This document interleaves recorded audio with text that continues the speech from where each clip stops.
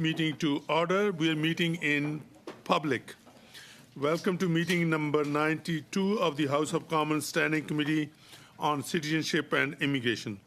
For the first hour, we are continuing our study on closed work permits and temporary foreign workers, and I'm pleased to welcome Mr. Tomoya Obokata, United Nations Special Rapporteur on Contemporary Forms of Slavery, who is joining us online from abroad. Mr. Obokata, you will have 5 minutes for your opening remarks, and just before we get to the special rapporteur, there's one thing I do want to bring to our attention, which I think is very important for the committee. We currently have Can I give you a minute? Give you a minute? Yeah. I'll give you the time. Okay, thank you. Okay, before it Yep, starts. sure, Okay. thanks. Thank you, Mr. Redekop. Mr. Obokata, you will have 5 minutes for your opening remarks, and then we will begin questions. And before we start with him, I would love to welcome clerk who's officiating today, Ms. Audrey Dallaire. Welcome.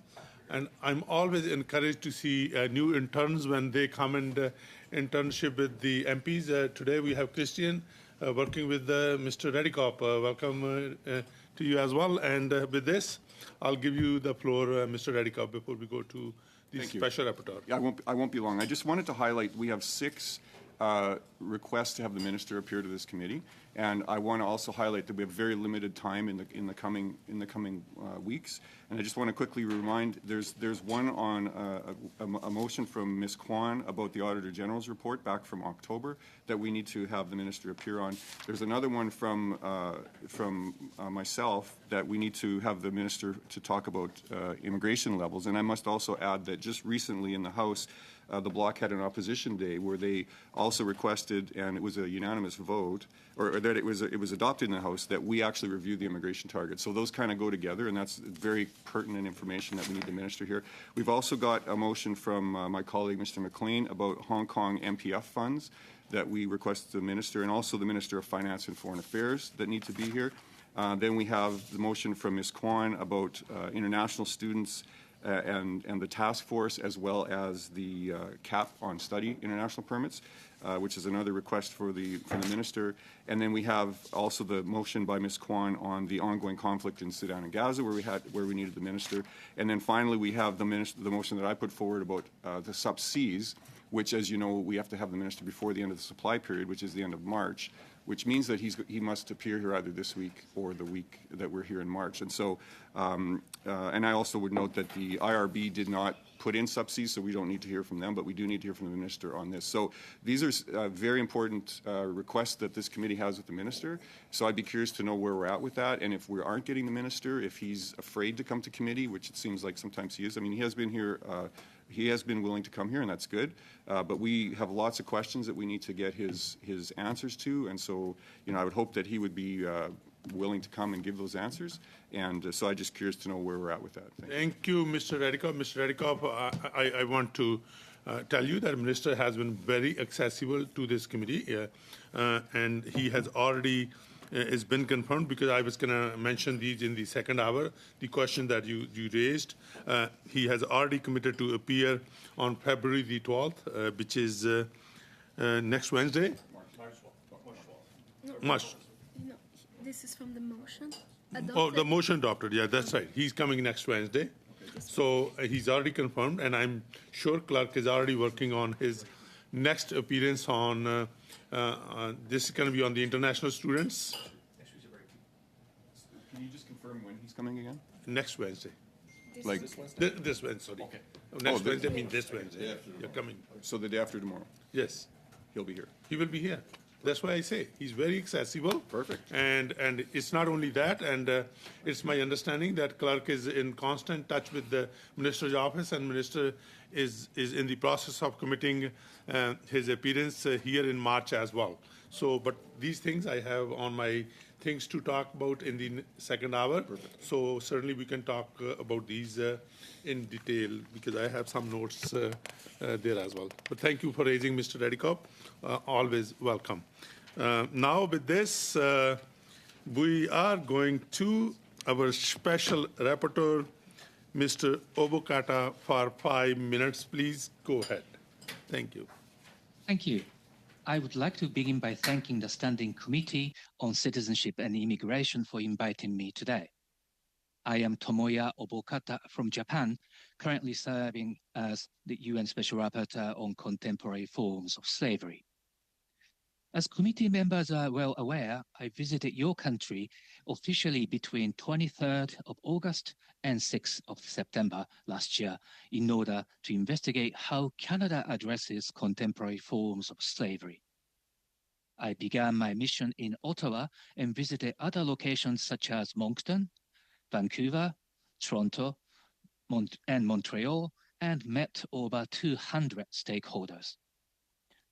In relation to the treatment of migrant workers, I expressed my serious concerns over low-wage and agricultural streams of temporary foreign workers program.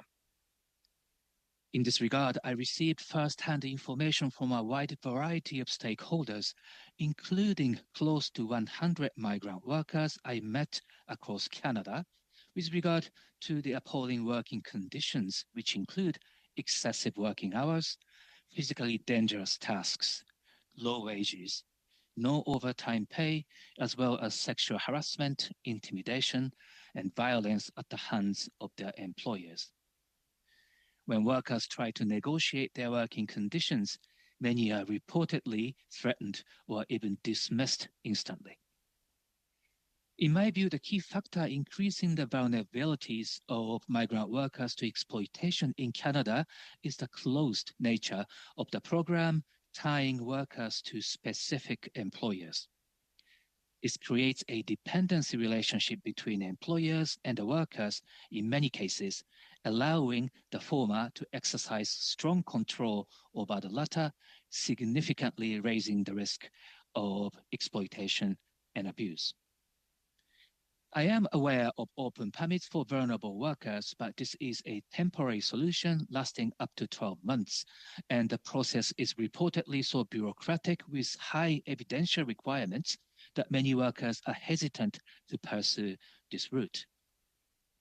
I understand that undocumented workers are also excluded from this scheme. In view of these findings, I recommend the federal government to modify the closed nature of the program itself so that migrant workers can change their employers at their own will. Such an approach has already been taken by some countries and being considered by others. Canada already has the International Mobility Program, which grants full access to the labor market, for example, and the government could consider extending this to all migrant workers. There is also scope to improve labor inspection. According to the information I received during my visit, inspection reportedly do not occur regularly, and when they do, may be conducted remotely via telephones or video, or when in person, with advance notices given to employers in many cases so that they can make necessary preparations on the day of inspection. In addition, workers' access to justice and remedies should be strengthened. I am aware that there are established channels for complaints, but many workers informed me directly that they do not report instances of abuse and exploitation due to a fear of reprisals by employers such as blacklisting or dismissal. The lack of access to information and language barriers also seem to serve as additional obstacles in accessing justice and remedies by many workers. Finally, I would like to emphasize that migrant workers make vital contributions to Canada's national economy, and yet path to long-term or permanent residency is extremely limited for most workers in agriculture and other low-wage sectors. I regard this to be discriminatory and would like to recommend that equal opportunities for long-term or permanent residency be open for all migrant workers. Thank you very much for your attention, and I'll be very happy to take any questions. Thank you very much, Mr. Obokata. And now we will go to the honorable members. We have 6 minutes for Mr. McGuire. Mr. McGuire, please go ahead. Thank you, Mr. Chair, and thank you for your presentation, Mr. Okada. My first question is, have you visited or did you visit a Canadian farm that employs temporary foreign workers when you did your study? Not physically, no. I did not have a chance to visit. You didn't? So you brought this report out that you've got, so without ever even going to a farm. I mean, this is pretty striking to me, at Yes. least, anyway. And so, you know, you've claimed that the Agricultural Streams of Temporary Foreign Workers program serves as, quote, a breeding ground for contemporary forms of slavery, end quote. And you didn't even make an effort to personally visit a farm. Yes, no, my time is limited, then I have to visit various places. Yes, but But a farm instead, would be as the I first place to said, start. Mr. Yes, I Okada, have if met you can employers, yes. take turns, because thing is, it's very hard on the interpreters and also the honorable members. Please speak when I acknowledge and recognize you. So I'll go to the honorable member, Mr. McGuire. Mr. McGuire? Go ahead, please. Well, how many days were you here? Mr. Okada. 14 days. Yeah. Mr. McGuire. And in that time, you never had time to visit a farm. And you were all over Canada and major cities, but never visited a farm. Without having visited these, how were you able to arrive at the sensational conclusion that you came to, calling farms a breeding ground for contemporary forms of slavery? Mr. Okada. Thank you. I met close to 100 migrant workers and other stakeholders such as trade unions and employers associations. I also met virtually and consulted farmers association in various parts of the country. This is how I gathered information. So although yes, I do not have a chance well, to visit but farms, I have visited many farms and dealt with this situation. I've looked at the housing conditions and I've tried to make recommendations. We have, even the government has responded on some of them. But for you to come up with this appalling statement, and I get that there's concerns, but to come up with that appalling statement is really, I think, just without even having spoken to the people that you're accusing, is quite appalling, actually. You said that you are disturbed by the fact that many migrant workers are exploited and abused in this country. Can you put a numeric figure to that claim? Mr. Okada. well, no, I do not have an exact number of how many migrant workers are being exploited. Well, then shouldn't you have more data to justify your sensational claim that Canadian farms are, quote, a breeding ground for contemporary forms of slavery? Mr. Okada. That was an initial statement I made, and I could make that only based on the findings I gathered during my visit. And I did request that. Yeah, but is it your information usual to the practice government. is it your usual practice to issue a preliminary statement rather than wait to publish your assessment and recommendations in your full report? And if so, why would you do that? Mr. Okada. Yes, that's the standard practice. This is an initial It is. Findings. Honorable member. Well, I find that pretty, you know, if you're going to make the harsh statement that you have, then I would say that maybe your initial statement should have taken a little bit more detail into it. Do you believe that there is wide-scale abuse of temporary foreign workers being conducted by Canadian farmers? Mr. Okada. No, I never said that in my statement, and I never said it was widespread or systematic. And in fact, I met farmers' association who were able to share examples of good practice in protecting the rights of workers. And I do believe You said that number of you said that you met in your period of time here, Employment and Social Development Canada. I'm assuming. From that time, they inspected more than 2,100 businesses that employ foreign workers in Canada. Those inspectors found that 94% of employers were compliant. And your September statement neglected to point out that you're concerned about the actions of only a few bad actors. Why did you choose to paint the entire sector with such a broad brush? Mr. Okada. Oh, I did not do that. Nowhere in my statement I said it was widespread or systematic. I never used those words. Honorable member.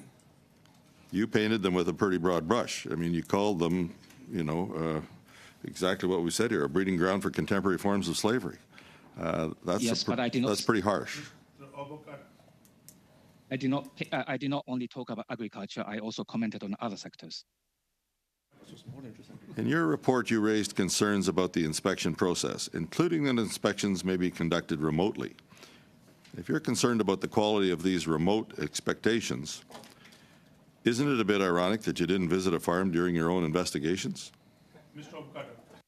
Yes, I wish I had a chance, and always try to reach out. But again, due to time constraints and the priorities I have to make that decision. Honorable member. Maybe taking one less city involved and even taking a day to go out to one of the 14 days you were here to inspect farms would, but if you don't believe that remote inspections are affected, why'd you rely on a similar approach in crafting your own report? Mr. Obokata. Once again, my findings are based on the information I received from over 200 or close to 200 stakeholders that I met from a wide variety of sources. Yeah, but none of those stakeholders were farmers. Yes, they are. Yeah. So not during the visit, but I did have a broad consultation afterwards remotely because I find it necessary to speak to Farmers Association across Canada. So I had that opportunity. You speak to. And that will be reflected in my full report. Thank you very much, Mr. Mugwai, and your time is up. Now we will go to the Honorable Parliamentary Secretary, Mr. Chang, for 6 minutes. Please go ahead. Thank you, Mr. Chair, and thank you to the witness for joining us today. Mr. Obokata, over the course of the study, we had the opportunity to hear from a great deal of stakeholders, from farmers, from lawyers, unions, and migrant workers themselves. Many of them have expressed varied viewpoints and opinion on the issues of the closed work permit. Many stakeholders spoke about the consequences to the operation if they were opened work permits for all temporary foreign workers. Many have stated that employers in need of workers with high demand skill who recruit temporary foreign workers fear that without employer-specific permits, they may lose these employees they had recruited and desperately need. When the Minister of Immigration, Refugee, and Citizenship was at this committee, he stated that he was open to having a region-specific, industry-specific work permits. What are your thoughts on this specific work permits, Mr. Obokata? Mr. Obokata, go ahead. Thank you. It's difficult to say whether that is going to work or no. If you restrict it to region or particular sectors, that ideally it should be open to all regions and all sectors, so the workers can go from agriculture to different sector if they so wish, depending on the need or that labor demand in sectors. I think it would be desirable to open up that opportunity. So if the government were to proceed with the sectorial or regional work permits, what measures do you think they should put in place to protect temporary foreign workers from abuse and vulnerabilities? I do believe that labor inspection, there's scope to improve labor inspection, and also perhaps looking at the different ways to organize this program. For example, like in the UK, emphasis placed upon the recruitments. Not necessarily that workers are recruited by recruitment, so-called not agencies but licensees, and they in return and then again assign workers to various employers, and that also happens in South Korea without the involvement of private sectors at all. So the government can control the recruitment itself in order to reduce the instances of potential abuse and exploitation. Thank you, Mr. Obokata. In your end of mission statement, you acknowledged that Canada had enacted several policies in recent years that encourages Canadian businesses to protect human rights. One of those policies includes the establishment of the Canadian Ombudspersons for Responsible Enterprise, or CORE. The revisions of Canada's Responsible Business Conduct Strategy and Code of Conduct for Procurement to reduce the risk of forced and child labor, and the adoption of transparency legislation that requires companies to report on measures to address child and forced labor in the supply chain. So you also mentioned in your statement that Canada should expand the independence, powers, and mandate of CORE. Can you be more specific in what ways would you expand CORE? Certainly. Thank you. I would like our office to have the powers to compel companies to cooperate with the ombudsperson's office first and foremost, and expand the sectors. It's only currently limited, as you are well aware, to a certain sectors, and I think that leaves a gap in various others, and so I would kind of expand the scope of the sectors. Those are two key areas that I can think about at this stage. Thank you. So when you visited Canada, what specific streams of temporary foreign workers did you examine? You mentioned that you were concerned over the low-wage and agriculture streams of the temporary foreign worker program. And were there any other programs that you looked into? In terms of the temporary foreign workers program, I have spoken to stakeholders, including workers, for example. Point d'ordre, Monsieur le Président, on n'a plus de traduction. Excuse me. On n'avait plus de Domestic traduction. work? On n'avait plus d'interprétation. Est-ce que c'est... OK, c'était un problème technique, c'est revenu. Sorry. Merci. All good. Thank you. Now we will go ahead with Mr. Obokata. Go ahead. Excuse me. I also spoke to workers and stakeholders in domestic work and shellfish industries and food processing. So these are the areas I also had a chance to explore. Thank you. And if you did look into different programs, what were your thoughts on those other programs, like the foreign workers and the seafood workers? Yes, I mean, the working conditions of the workers I've spoken to quite similar in whether it's agriculture and shellfish. There are instances of abuse and exploitation reported. Again, but that is not to say that all employers are in that situation. No. I've also spoken to workers who are actually didn't experience any exploitation or abuse. But I think inherently the close nature of the program is an issue. Thank you, Mr. Obokata, for being here today. Thank you so much. Thank you, Mr. Chang. We will now go to Mr. Brunel de Saab for 6 minutes. Please go ahead. Merci, Monsieur le Président. Merci beaucoup, Monsieur Obokata. Thank you, Chair. Thank you, Mr. Obokata, for this very important study. I'd like to sort of recontextualize the situation, and you raised the issue or the fact that the closed working permits could provide a breeding ground for bad practices in Canada. But you're not actually criticizing the businesses, the enterprises, or the workers, but perhaps the system itself is at fault. You're not targeting owners of businesses, but could you clarify that for us, please? Extend that idea. Structural issue there in terms of the close nature of the program and tying workers to specific employers. And as I said, it was not my intention to state that all employers are exploiting workers. I haven't found that evidence, but there are instances. So that gap system can be taken advantage by some employers, yes.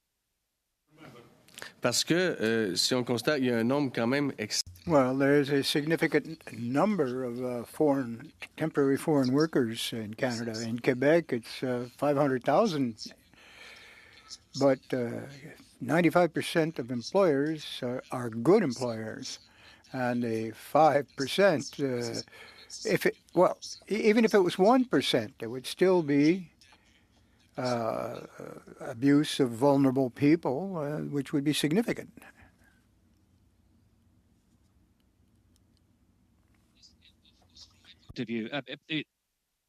Even one victim is an important issue for me. So I certainly, if it's 95% of the workers in Quebec, and I mean, employers are good, then I would like to commend that. But then that still leaves about 5% who are not actually complying with the existing employment standards legislation, and that then onus is on that the provincial government and the federal government to properly take action against those remaining ones.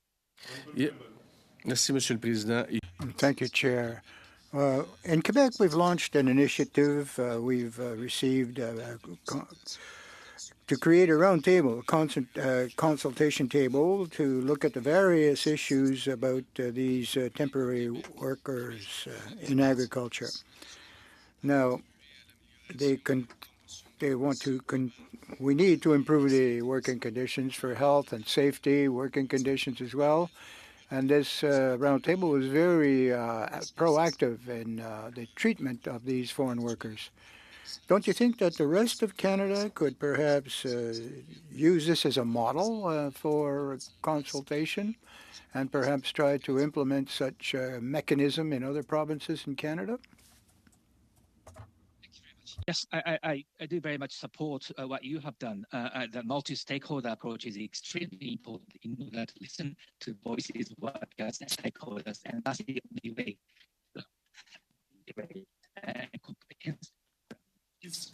Hold on. Mr. Obokata, your reception on our end is not very clear. It's static. Just give us a minute. Can you hear me now? Yes, we do. Is it okay? So, okay, we'll go ahead. Great. Go ahead, please. Sure. Yes, I do commend that type of multi-stakeholder approach that exists in Quebec, and I certainly would encourage other provinces to consider. This is, that participation by different stakeholders, including workers, is of vital importance in developing an appropriate programs and strategies, so that both everyone concerned, workers, businesses, and local authorities can benefit from the program itself. Dans vos consultations, est-ce que vous avez eu la chance? During your consultations, were you able to meet with the Minister of Agriculture of Quebec?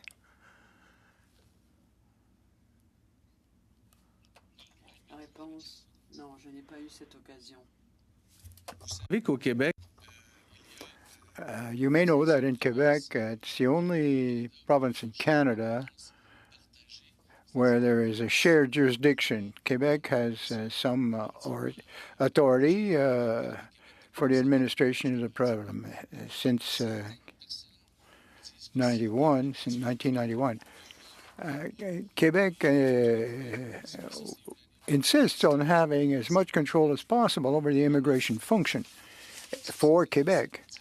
And some individuals are telling us that for the temporary workers program, at least as it occurs in Quebec, it's up to the province or Quebec to resolve the closed worker permits.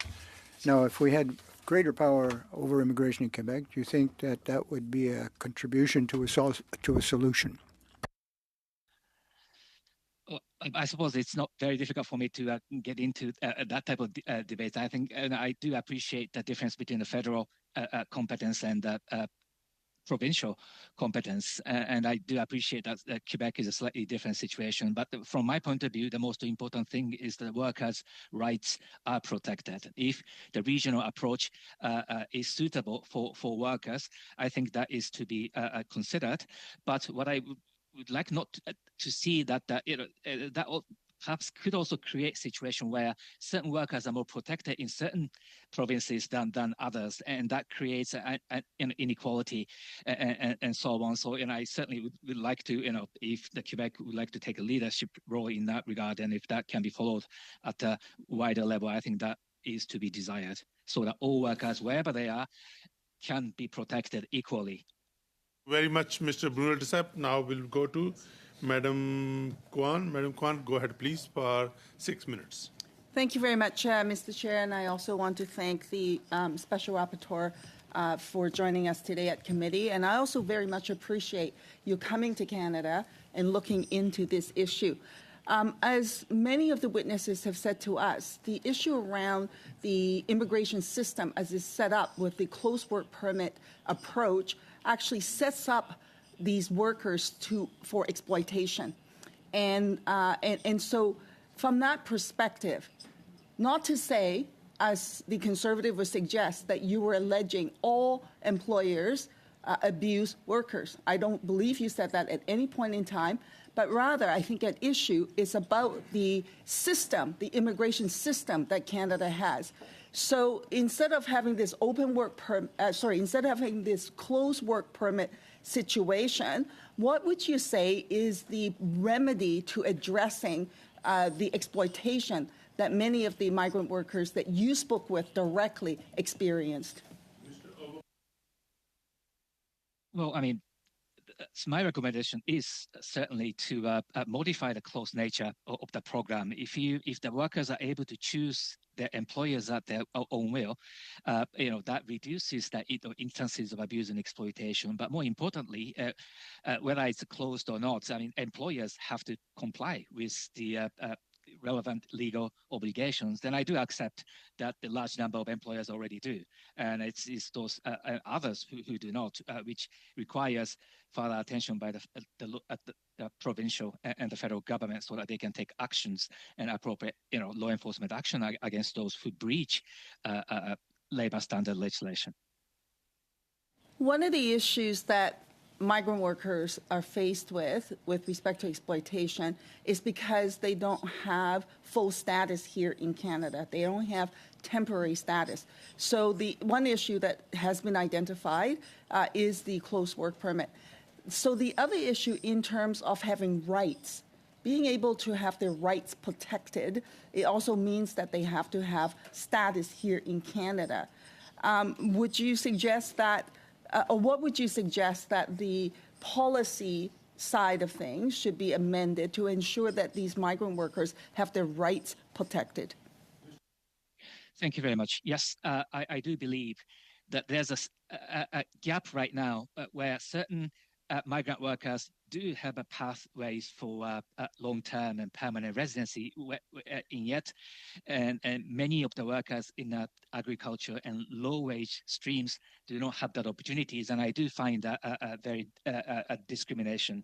And I do believe that they make a vital contribution to your economy, and therefore they should be given the opportunity to go for a long-term if they so wish. I do not believe that many, I'm sure that many workers do want to go home because they have their families, but for those who wish to make further contributions, and they should be given that opportunity, and as they pay equal amount of tax, and they certainly should be entitled to all the benefits that citizens do enjoy. For some of these workers, they have come to Canada as a migrant worker, for example, in the agriculture sector for decades. They literally come year after year after year in this temporary status. Now, it's true, some may not want to have permanent status, but some may. So from that perspective, should Canada be putting in an immigration policy that gives these workers landed status on arrival? Ma'am, so you mean as soon as they arrive, they'll be given a longer-term status? Is that what you're hinting at? That is correct. Yes, I mean, if that's the case, then yes, I think I would certainly encourage that. And I think there are other countries that are considering the similar.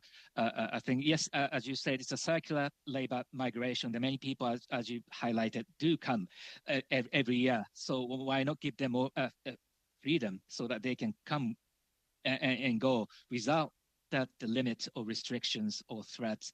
And I think that eventually would lead to their full protection. Thank you very much.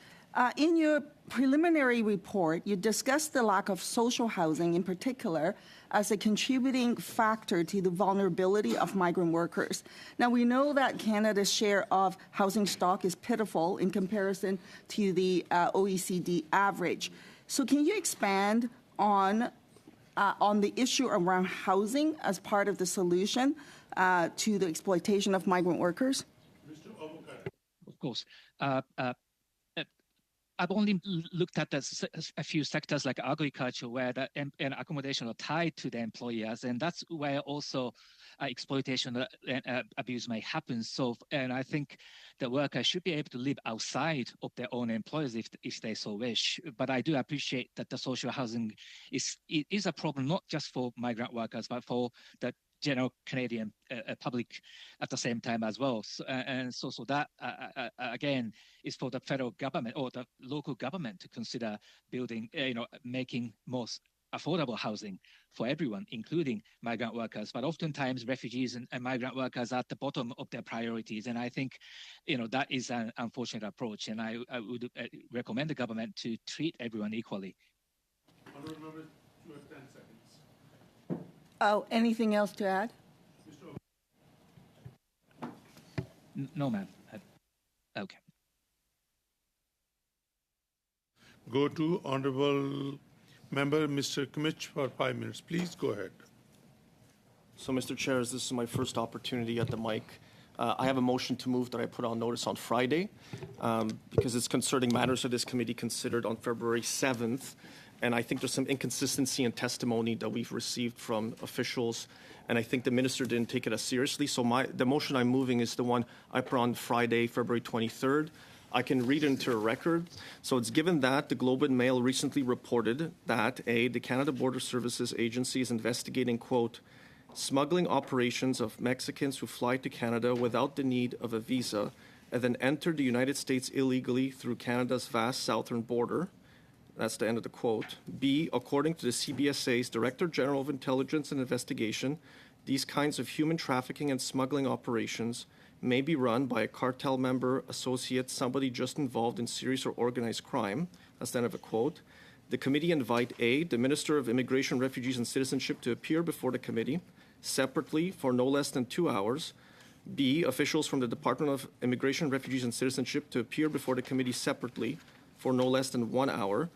And C, officials from the Canada Border Services Agency to appear before the committee separately for no less than 2 hours.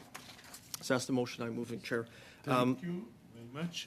Mr. Adikop. I was going to speak to it now, Sure, Mr. Chair. okay, So please go ahead. The reason I'm moving it is that we had a meeting on February 7th where we had the minister appear, including Mr. Anson from the CBSA and a Superintendent Burchill from the RCMP. And in that testimony, in questioning, they indicated the following. So it was questioning by Mr. Brunel Duceppe.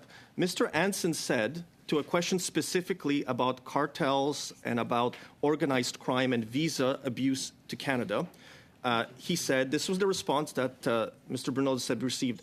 I don't unfortunately have a yes or no answer. I would say in terms of organized criminality, exploiting visa-free travel, that is something that seldom surfaces in evidence related to prosecutions or in the line of investigations related to IRPA. I would say it is something that in theory we know exists. Visa-free travel is exploited in all circumstances, and there are always criminals and organized crime groups that are typically involved or associated with those types of illicit movements. Then Mr. Brunel Duceppe continued with the RCMP superintendent, and that superintendent confirmed there's no internal information of what would indicate that they were exploiting any situation in particular, and then says he basically agrees with CBSA. But now we have it in the Globe and Mail, and this is the meeting where the minister refused to answer when the visa requirement would be reimposed on Mexico. So there are two things that happened since that meeting.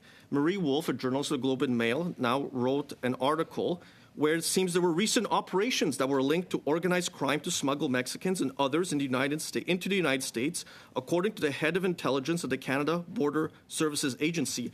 How could Mr. Anson have said there was no documentation, no proof, it was just theory, when there was obviously an ongoing operations that resulted in this article? An article's headline is, Canada investigating cartel members smuggling Mexicans over border to America, and the subheader, Canadian officials, RCMP are working to investigate smuggling of Mexicans who fly to Canada and then enter the U.S. through Canada's southern border. So how is it possible that the RCMP agrees with the CBSA at this committee and says there's no such documents, there's a theory, and now there's operations ongoing that then we go into this article, and in fact, the person being quoted from the CBSA is Mr. Anson. He's the one being quoted. And this is all during that whole 1 hour with the minister when we were told that he would not reimpose, he wouldn't say when he would reimpose it, and he tried to deflect every single time I asked him. The article continues, it says, he said no particular Mexican cartels was known to be running the smuggling operations, but members of organized crime groups have been identified as being involved, but they just told us it was merely a theory at the February 7th meeting. Then it continues on in this article to say that the Prime Minister said last week that organized crime is playing a role in bringing some asylum seekers from Mexico to this country. But if there are no documents in these two departments, how could the Prime Minister know that? How would he be informed? And why wasn't the immigration minister better informed? And why couldn't he answer our questions?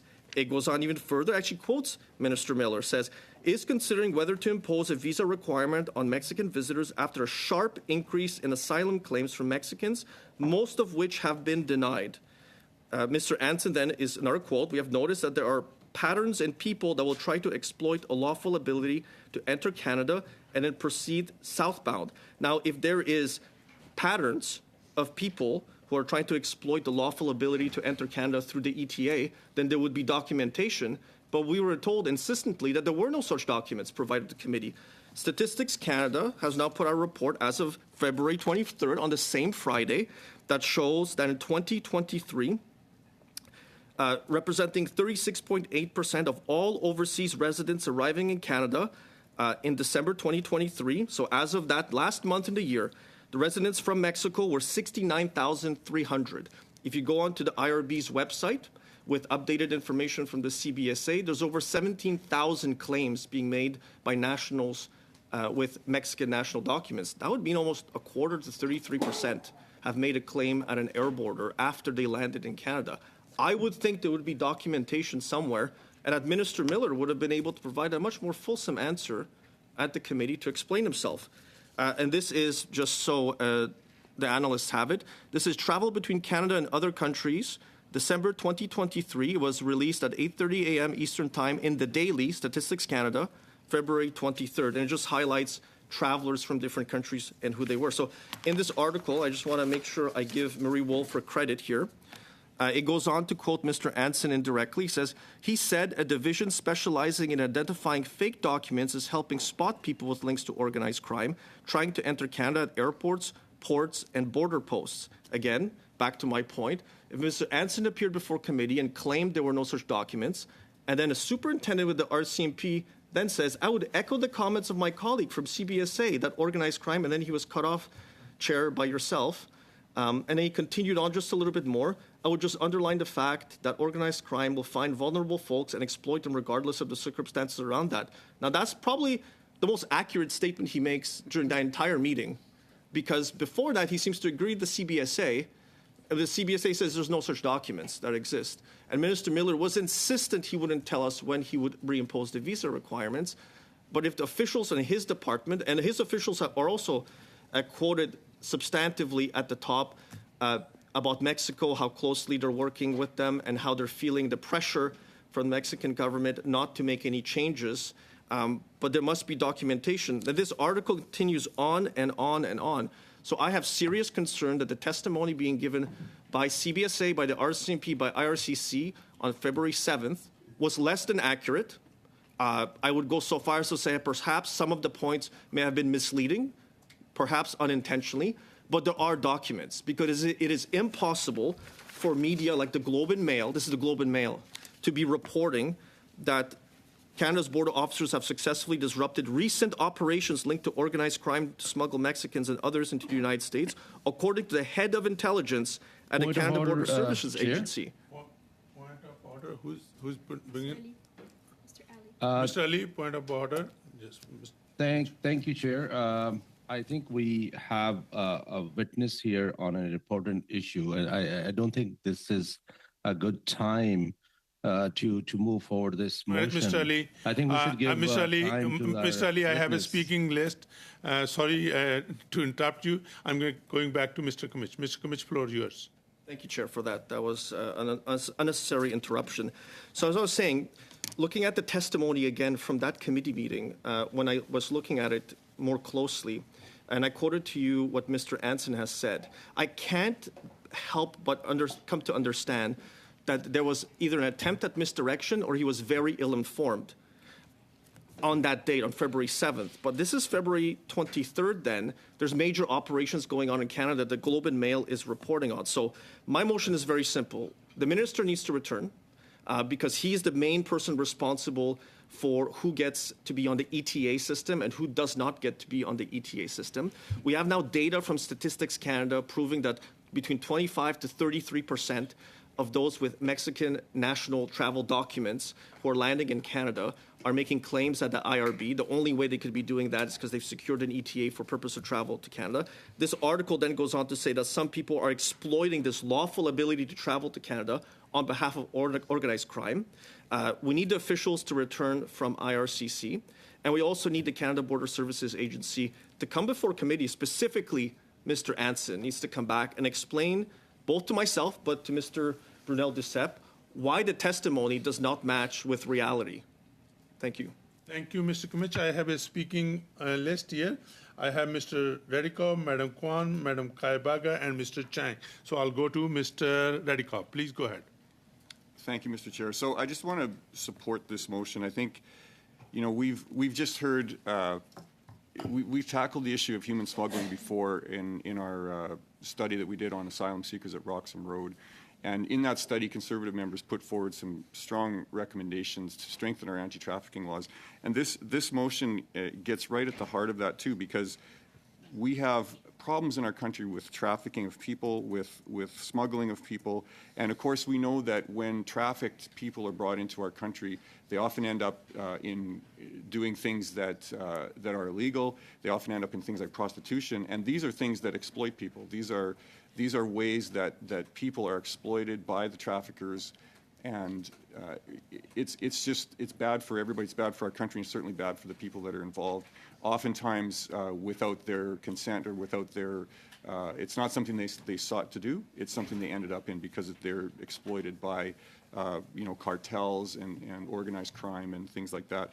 And that's what this article is referring to exactly. And I think we all recognize in our country that crime has increased significantly.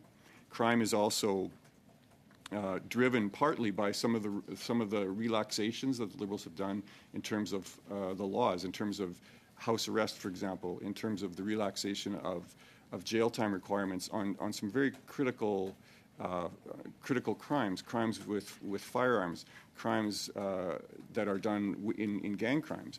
And oftentimes now these kinds of criminals are rather than put in jail, they're actually released on bail. And this can happen over and over again, where a criminal commits a crime and they get arrested, and then after they're done their paperwork in the police station, they're just released back out into the population. And there are, unfortunately, a growing number of these criminals who reoffend. They come back, they're arrested again for the next crime, same process. They do their paperwork, out they go. And we have this revolving door of criminality. And, the worst case sometimes is there's house arrest. Well, house arrest isn't much of a penalty either. And so what's happened in our culture now, because of these changes made by the Liberal government in terms of the penalties for crimes, is that there is less of a disincentive to commit these crimes. So a person that's looking at Chair? the person. Just a minute, please. Mr. Ali, if you have a genuine point of order, I'll give you the floor. Chair, I always have a genuine reason when I speak. I don't see relevancy of the point. It seems to me it's a filibuster. We want to have witnesses, but when we have witnesses here, Mr. Ali, you can have your spot. I will give the floor to Mr. Redikov. Mr. Redikov, go ahead, please. Thank you, Mr. Chair. I know sometimes it's difficult for certain members to see relevance of why we might want to put criminals in jail and why that can lead to exploitation of women in particular.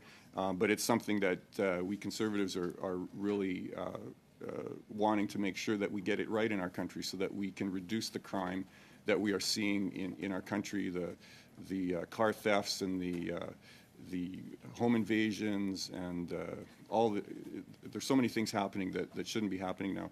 And as I was saying, with the relative ease in which criminals do not have to worry about going to jail because they either just get released back out into the general population or, worst case, maybe they have house arrest. What's happening now, and this is where we have to be very careful about cartels and gangs, because what's happening is that the gangs recognize this, and they are able to go to a vulnerable youth and say, hey, we want you to help us commit these crimes, but don't worry, nothing can happen. You might get a record, but that's it. You won't ever go to jail. There's no consequences to your actions. And so we have, at the same time as this is going on, we have a cost of living crisis in our country. So that same youth might be having difficulty finding a place to live, or he might be living with 10 other people in a one-bedroom apartment. And so that youth then is likely struggling to buy groceries. And so the Point d'ordre, cost of Monsieur le living Président. adds to Point this d'ordre. too. Point d'ordre. Puis ça, c'est juste pour être courtois. Je pense que Well, out of courtesy, I think that the discussion has gone way beyond the 6 minutes, I think. So by courtesy, we should perhaps liberate our witness if we're going to continue in this vein, because I don't think it'll be more, I think it'd be much more than 6 minutes to complete this. I have quite a speaking list. I already said that after Mr. Radikov, I have Madam Kwan, there's Madam Kaibaga, then Mr. Chang, then Mr. Mugoyer, and Mr. Bruno de Sepp. And if there's any other members, I have to entertain. So it seems like a long list. It's up to the members whether they want to continue with the debate on this motion, which is all in order, and if they want to relieve the special rapporteur, it's your call. I, as a chair, is here to facilitate. Madam Kwan. Just on that point, Mr. Chair, after this, we have 1 hour to which we can discuss committee business included in our instructions to staff to the analysts on our report. So I would suggest that we pause this so that we can actually have the witness, to which we try, Mr. Chair, as you know, on several occasions to get him to be able to join the committee. I can do is to facilitate this discussion. I can suspend the meeting for 2 minutes. You can go talk to the honourable members. If you have a consensus, I will do that. Otherwise, I'll give the floor to Mr. Radikov. I would like to continue. I'm okay with excusing the witness if the committee would like to do that. Otherwise, I'll just continue. No, maybe, Mr. Chair. There's no consensus, Maybe Madam we can Kwan. ask whether or not our witness can stay longer. So hopefully this will wrap up soon, so that we may be able to finish our rounds of questions to this very important I can witness. ask that question to Mr. Obokata. Would you be able to stay longer? Yes, I mean, it depends on how much longer is a question, I suppose. I mean, I can't dictate that, because it's up to the members. Because if there's no adjournment of the debate, I have, as a chair, I have to respect the honourable members. I have quite a speaking list. I have already see another member, Madam Jai, is on the speaking list as well. So it's gonna. I mean, I can't say that how long the members gonna speak. So. Here we go. It's an open-ended question, so I'm going to Mr. Radikov. Floor is yours. Thank you, Mr. Chair. Pardon? So I just wanted to continue with my line of thinking here, which was because of some of the things that are happening in our country in terms of, you can go all the way back to things like cost of living, the terrible inflation that we have, the difficulty in people finding houses. We have youth in our country who don't have a lot of options sometimes for how to feed themselves and are vulnerable. And then at the same time, we have laws that have been relaxed, making it less onerous, I guess, and we're making it easier to commit crimes without fear of consequences. These are things that have been done by the current government. And then we have cartels and gangs who see an opportunity to, in this case, in the case of this story, the allegation is that Mexicans are coming to Canada and then getting smuggled back into the USA. And cartels are all about making money. That's their primary goal, and they don't care how they do it. They don't care who they hurt in the process. That's not their concern. And so what they see here is based on the lack of rules or the slackening of our rules, the loopholes that this government's created in our rules has created vulnerabilities in our country. And so the cartels, they're very creative when they're looking at how can they best make money.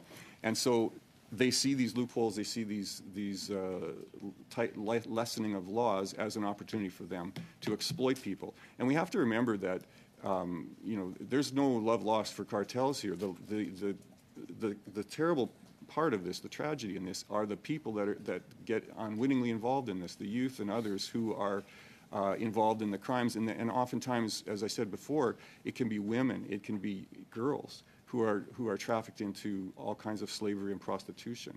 And it's not that they went looking for it, it's not something they even wanted, but they end up there because we're allowing cartels, we're allowing gangs to have this power because we've neglected to put proper laws in place and proper consequences to breaking the law. And so that's what we're hearing from this article, and that's why we think it's important that we hear from the minister on this, that we get the minister's take on this. And as my colleague pointed out, there are some very troubling inconsistencies in the testimony that we heard from the government itself and from what was said when the minister was here with the officials versus what we're reading in this article. There's questions that we need to ask, and maybe as said by my colleague, maybe they were just mistakes or inadvertent things that were said in error. I'm not sure, but we need to find out. Were there actual reports? Is there proper documentation of this? And as the article talks about, they're not necessarily saying naming a specific cartel, but members of organized crime. This is from the article. Members of organized crime groups have been identified as being involved. And so this is something that's very serious. It's something that we need to look at, I think, urgently at the committee, and it doesn't have to take a long time, as is pointed out in this motion. But besides the minister, we always talk about having the minister here, but we also need officials too, because we need to understand at a bit of a deeper level what's being done and get to the truth. Because it seems like the most important thing here is that we've got a conflict between what was told to this committee and what we're reading here. And I think that's something that we as committee members should be very concerned about, and Mr. Chair, you should be concerned about this as well, because we want to protect the integrity of the committee here, that we have, we get good information here that allows us to understand the situation and make good decisions. And when that's in question, that's not good for anybody, and it's not just bad for our committee, it's bad for all committees. We need to make sure that the information that we're getting here is accurate. And so that's why I think this is an important motion, an important quick study that we can do, and I give my support to my colleague in doing this. And with that, I will end. Thank you. And now we'll go to Madam Kwan. Madam Kwan, you are on the speaking list. Well, thank you very much, Mr. Chair. I have to say how disappointed I am for this committee to be at this juncture where we have a very special witness, the special rapporteur that we've been trying to get to this committee for some time now. We had to cancel previously already, Mr. Chair, because of technical difficulties. So we finally have him here on this very important study on exploitation, which is not too far along on the whole issue around human trafficking. When people are exploited in their work environment, that's something that we should take seriously. And if the immigration system facilitates that process, we should be hearing witnesses on this issue, on how to address it. And when you have a special rapporteur who's come to Canada to study this issue, willing to offer his expertise, his learnings with this committee so we can better address these issues, we now have a situation where the Conservatives are moving a motion in the middle of the special witnesses' presentation and discussion with us. I think that's not courteous, to say the very least, Mr. Chair, especially in light of the fact that after this first hour, we will have time to do exactly that, Mr. Chair. So I just can't tell you how disappointed I am and frankly disgusted with this tactic and this approach. It's not to say that the issue under discussion with this motion is not an important one. I would even be willing to consider it, but not at this time. We need to cede this time to the rapporteur so then we can get this work done, so that we can actually hear his expertise and complete that work so that we can get on with the report and make the necessary recommendations to the government. Madam Kwan, we will go to Madam Kaibaga. Madam Kaibaga, go ahead, please. Thank you, Mr. Chair. I just want to echo my colleagues' comments as well. Like, I'm not going to weigh, on what our colleague is moving forward, because it's also really important study to do. But as my colleague said, we've waited weeks and months to get the special rapporteur here in our committee, and we're now wasting the time that we could be speaking with him with another motion that we could move to talk about later, and we'd have much better conversations on this motion once we move it later. But right now, I think we should finish our committee. And earlier, my colleague, Mr. Redekop, was talking about the fact that we have so many things on the go and we're unable to actually get anything done. And this is one of the examples of why we're unable to move forward. So I'm going to move a motion, Mr. Chair, to adjourn debate, that we can come back to this later so that we can finish with the special rapporteur that we invited twice. He's taken time to be here, and I think it's important. Right now, and no debate on that one. I will ask the clerk to take a vote on that one. Please, go ahead. Nous votons sur l'ajournement du débat to adjourn the debate. Mr. Ali? In favor? Mr. Chang? In favor. Monsieur El Khoury? Pour. Madame Kayabaga? Pour. Ms. Zaid? Ms. Zaid, your vote? Madam Sister Salma, you are on mute. You are on. Sorry, yes, I vote yes. Thank you. Mr. Kimmich? No. Mr. McGuire? No. Mr. McLean? Je vote contre. Mr. Redekop? No. Monsieur Brunel-Duceppe? No. Ms. Kwan? Mr. Chair, I'm going to abstain.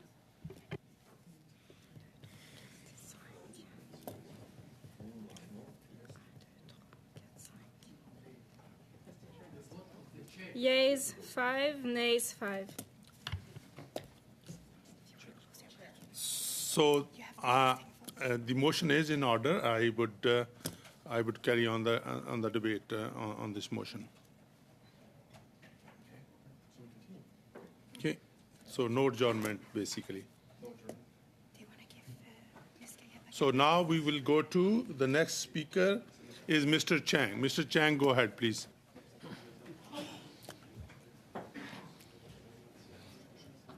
Thank you, Mr. Chair.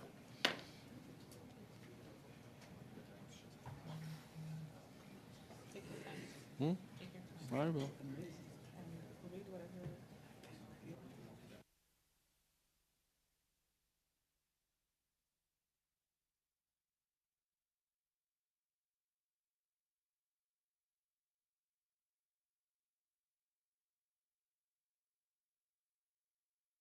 What's going on?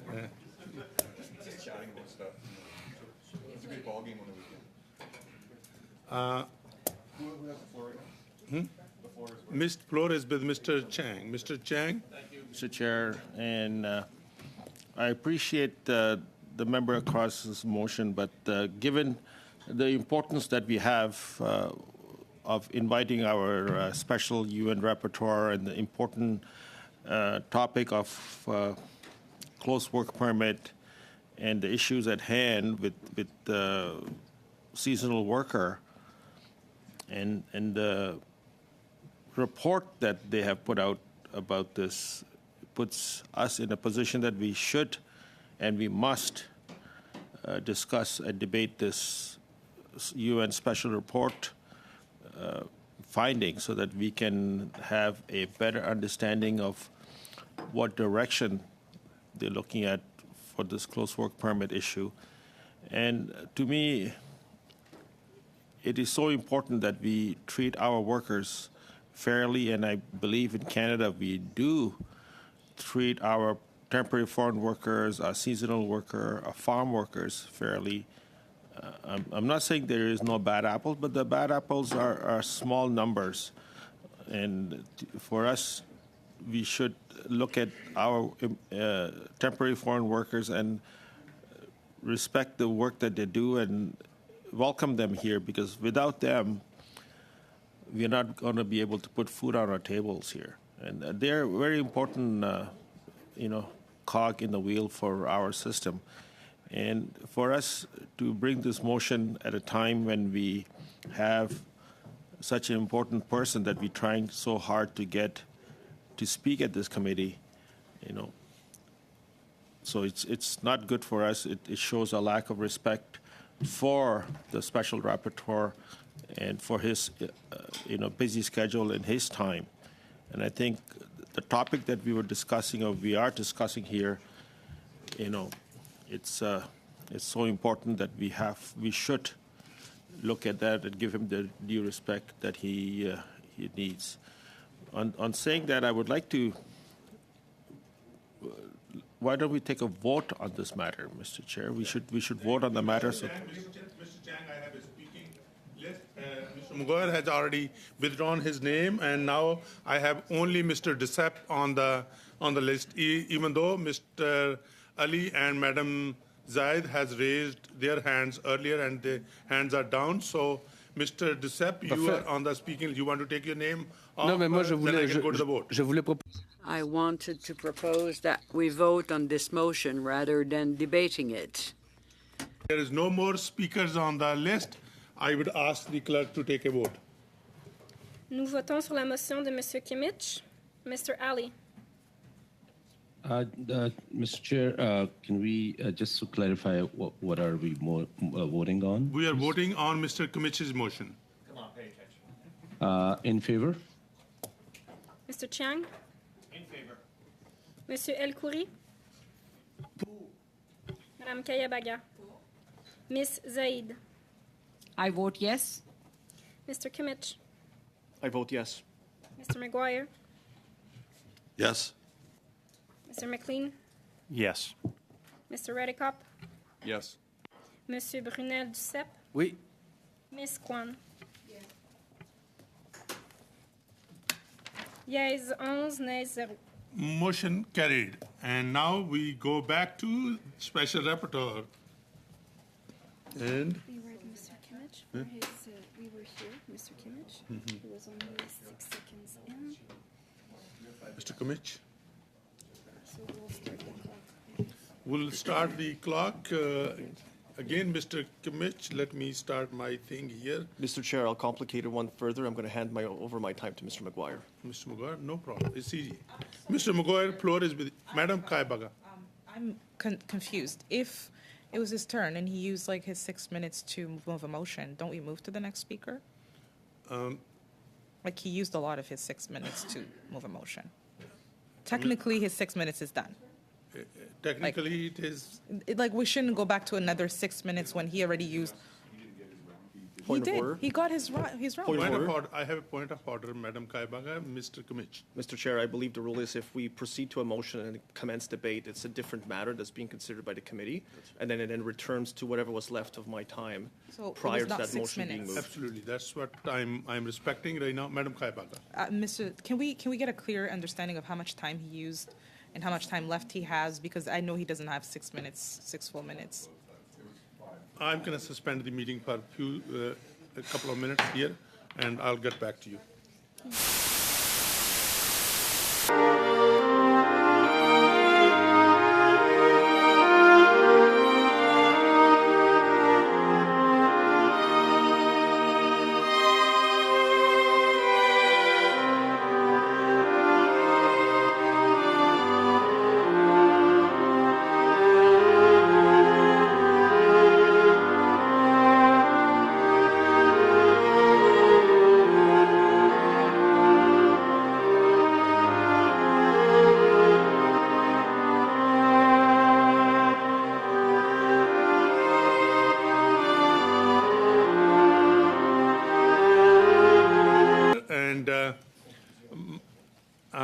My discussion with the clerk as well. So the floor is with the Conservatives for the remaining time out of the 5 minutes, and we'll go to Mr. Maguire. Then we'll go to the Liberals for 5 minutes, and then 2.5 minutes for Mr. Brunel Duceppe, and 2.5 minutes for Madam Kwan, and then we'll call this. It's almost 6 seconds. six. He was in 7 seconds into the round. So basically 5 minutes, 7 seconds less. Okay, so this is my call as a chair, and I'm going to not waste any more time going to Mr. Maguire for 7 seconds less than 5 minutes less 7 seconds. Go ahead, please. Thank you very much, Mr. Chair. And of course, that is the ruling that you would come up with because it is the rules. I thank you again, and I just wanted to finish some of the questions that I had for Mr. Okada earlier. Our farmers in Canada have gone through a great deal, and I know we're talking about the type of process that we have here and the closed system that we have, and there are reasons for that, and I acknowledge that in my opening or earlier remarks. But to have it as a normal practice, I think that was Mr. Okada's answer.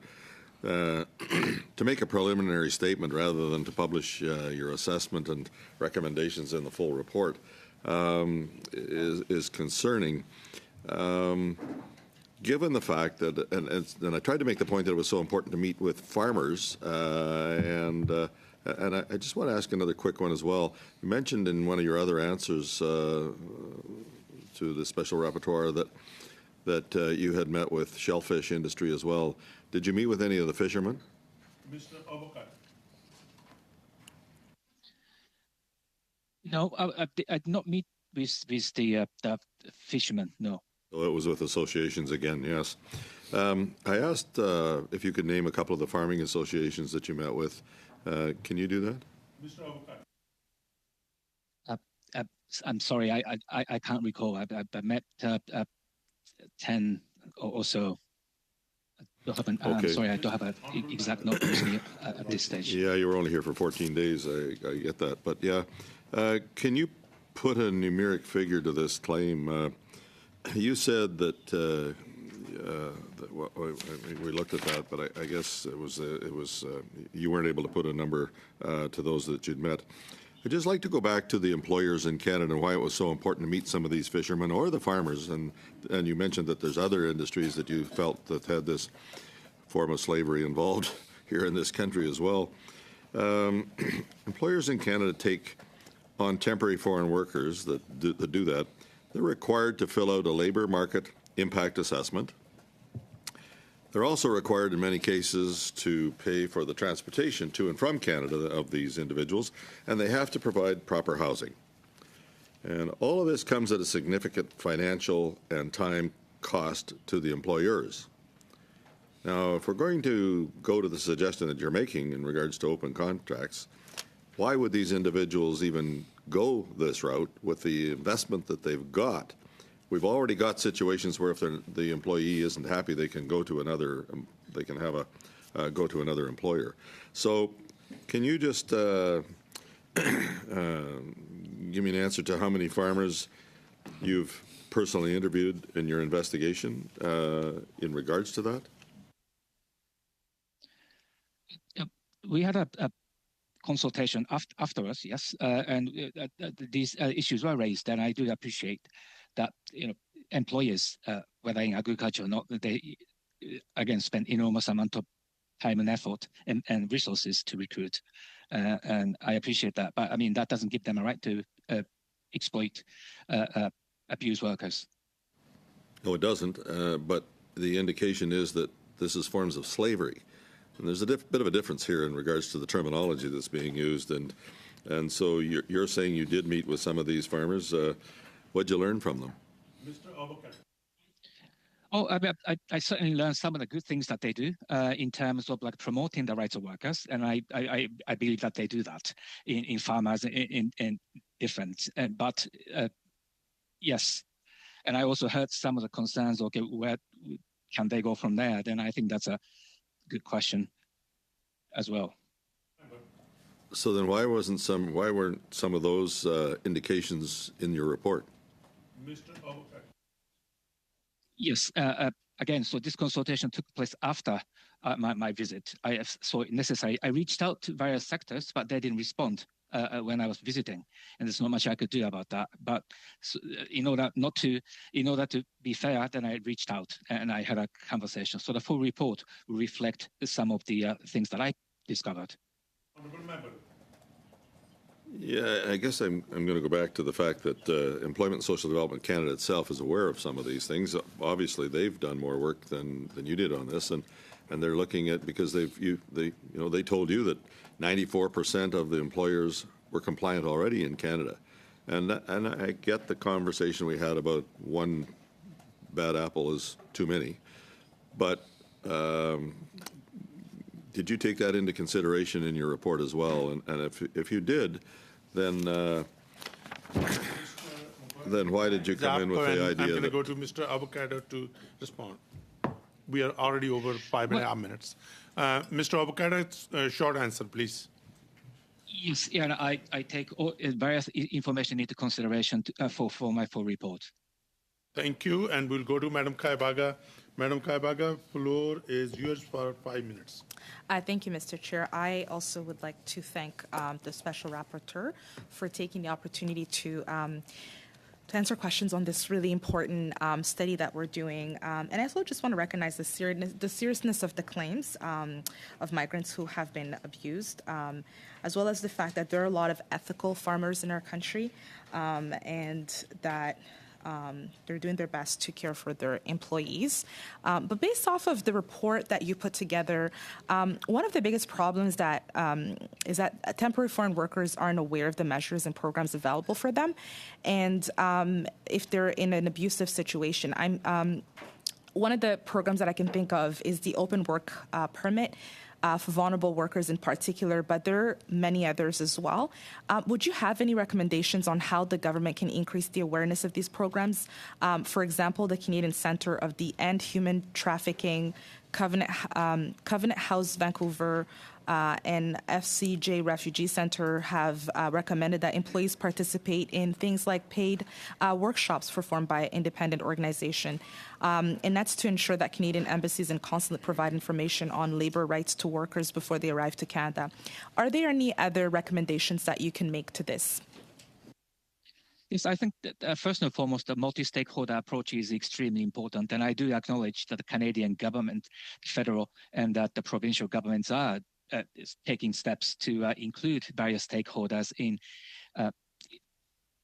exploring the best possible options for various for the migrant workers, and I do encourage them to continue to uphold the multi-stakeholder approach, particularly including workers. Without speaking to them, it may be extremely difficult to create a program that is suitable for workers as well as employers. So that's the way to approach civil society sector, trade unions, and so on. And I'm sure that's happening at various levels, but I'd like to see more of those in all provinces and so on. Well, in terms of the open work permit, yes, I mean, it is a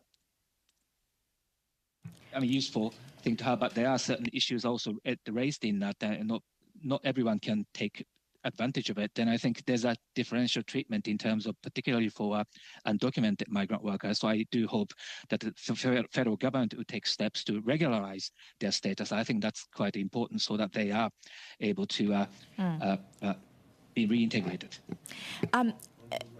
In your end statement, in your end mission statement, you had criticism of employers who provided employee-provided housing. You cited overcrowding, unsanitary living conditions, lack of privacy, lack of gender-sensitive housing arrangements, and arbitrary restrictions on energy use. Do you believe that employers should be providing housing to temporary foreign workers under these streams? If not, what are some of the alternatives that you are proposing? And if the answer is yes, how can the requirements be improved as they are right now?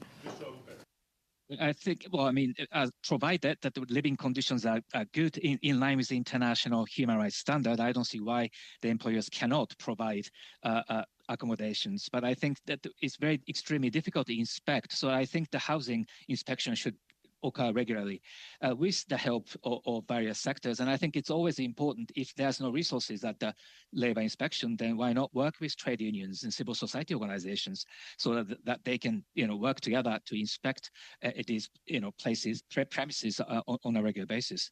But if they were to live outside, yes, again, that local and federal government should provide guidance, making sure that they have access to affordable housing, which I appreciate is a very difficult thing, not just for migrant workers, but for the citizens of Canada as well. And did you, during your stay, did you visit any employer provided housing? No, I did not have a chance to visit. Once again, all these locations are sometimes farmers as much as I like to visit, the extent to which I can gain much out of it. If I announce that I'm going, would I be able to see the reality of it? And also, if I were to be refused. So no. I'm sorry to interrupt, but what would you say you're basing your information off of, if you weren't able to visit? Yeah, of course, I have spoken to a large number of migrant workers who are living in the employer-provided accommodations, and they told me that not just in one location, not just in one sector, but in different sectors, and there's stories emerging from different sectors. So I'm not necessarily criticizing, for example, agriculture, but that seems to be the case in some others. And we will go to Mr. Bruno de Sepp. Mr. Bruno de Sepp, 2.5 minutes, please. Go ahead. Merci, Monsieur le Président. Monsieur le professeur. Thank you very much, Chair. Professor Urquhart, you said that other countries have adjusted their programs and have done something about these closed contracts. Which countries would you be referring to? The European countries and under the European and EU directive on seasonal workers that allows workers to choose and change their employers. I think that's happening in Japan. Is now, I think, reforming their own technical internship program. And they have just announced that. So I think they're also considering allowing the workers. And Oui, j'ai pas eu de traduction, mais je veux pas perdre de temps là-dessus. J'ai compris, mais j'ai pas eu de traduction. Je veux.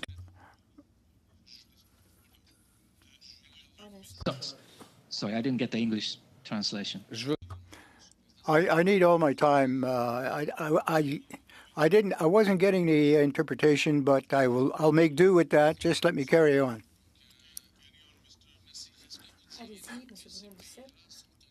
So would you say that would be these countries' practices would be a model for Canada? Canada should perhaps follow suit? I agree that the workers should be able to choose their employers if they wish at their own will. So that's what I have recommended. Donc, si vous me dites que very well. So if they could serve as an example for Canada, if Quebec gets more authority in immigration and eliminates these temporary permits or closed permits, the rest of Canada should follow suit. The Quebec has the power to do so, and then I think for the consistency, that should spread across the country at the federal level. Donc, on en vient à la conclusion que plus le Québec.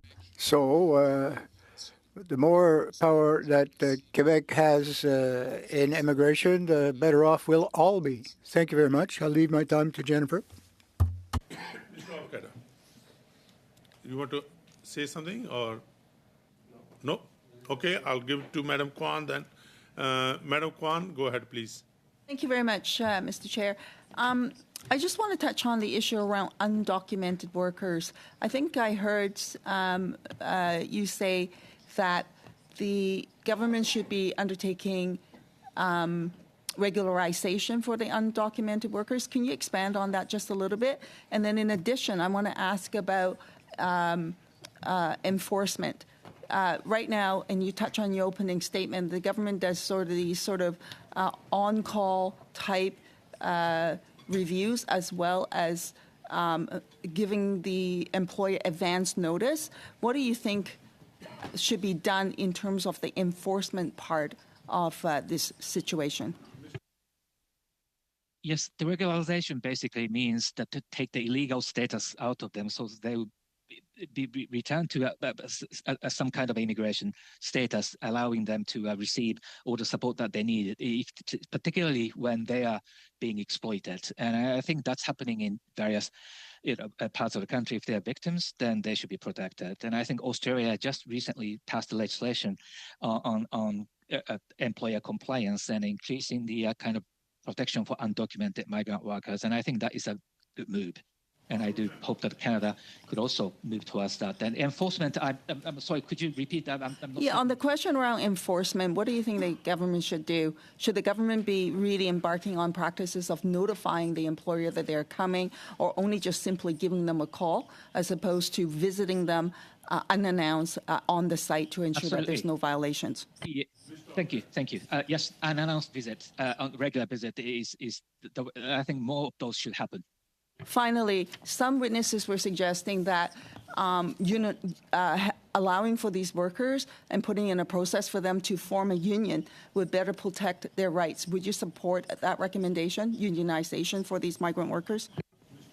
Absolutely, yes. And that's a fundamental rights guaranteed under international human rights and labor law. Then I certainly, they should have a right, they should have that opportunity equally with the Canadian citizens. Okay, one of the issues that people have raised is actually getting legal representation when they face exploitation. Many people can't afford it and don't have that advocate. Would you support the government providing resources to support migrant workers to access legal representation? Yeah, I think that's a sensible move, and I think that would, I think that would be a very positive step forward. Avocado for appearing, and I'm going to suspend the meeting. So we go in camera now.